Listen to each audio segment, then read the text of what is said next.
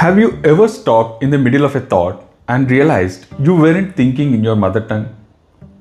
Maybe you're just planning your day in English, or silently arguing in Hindi, or maybe dreaming in Telugu. And suddenly you wonder, wait, what language I am even thinking in? It seems such a simple question, right? But it opens door to something surprisingly deep about identity, emotion, and how our brains shape reality. Because maybe you just don't speak in different languages. Maybe you live in them. I'll tell you my story. My mother tongue is Telugu. So when I talk to my family, my friends, my relatives, I think in Telugu. And when I speak to you here or to someone in English, I think in English. And same goes for Hindi. But when I'm trying to explain something complicated or difficult in my non-native languages, my brain quietly pulls it from Telugu and converts it in the mid-sentence. When I speak in Italian, I mostly translate from English because English is the reference language for learning Italian for me. I recently started to pick up a bit of Punjabi and Bengali. Here, Hindi is the reference language for me.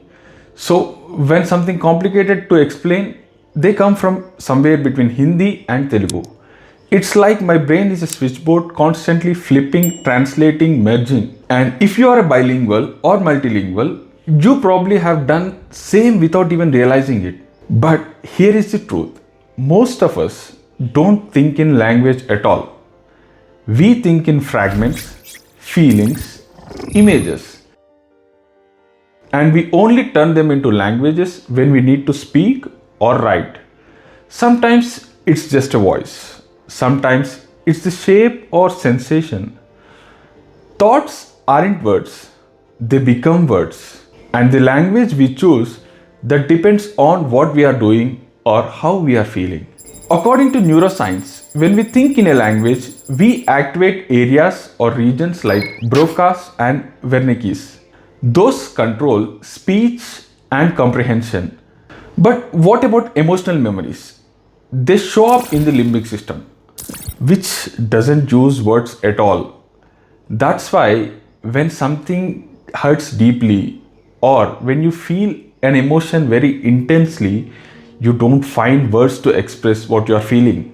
That's why often we hear people who are in intense emotional states saying lines like, I don't even know what to say, or words can't describe how I feel.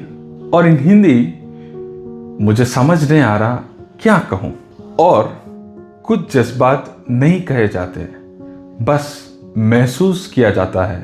Means some emotions are to be experienced, not to be said. Why? Because often you lose words to express them.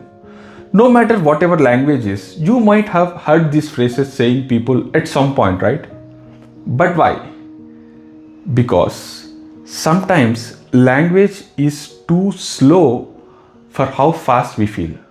Here is something more fascinating. Studies have shown that the language you think in can actually change your decisions. People who spoke in second language were often more logical and less emotional when solving moral dilemmas. Have you ever noticed when you curse or scold someone in your non-native language, you don't feel the same way that you feel when you do it in your native language, right? Why? Because the second language gives us the emotional distance. It slows the reaction and makes us pause. And that pause can actually change your choice. So maybe switching languages in your head isn't just a mental multitasking, it's more like an emotional navigation.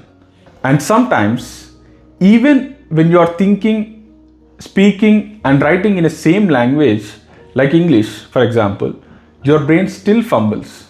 Did this ever happen to you? You could be talking to someone out loud and writing something or maybe typing something, but you're typing or writing something different at the same time, and suddenly your fingers start to type what your mouth is saying, not what you intend to write or type. Because even within one language, your brain is juggling multiple tracks.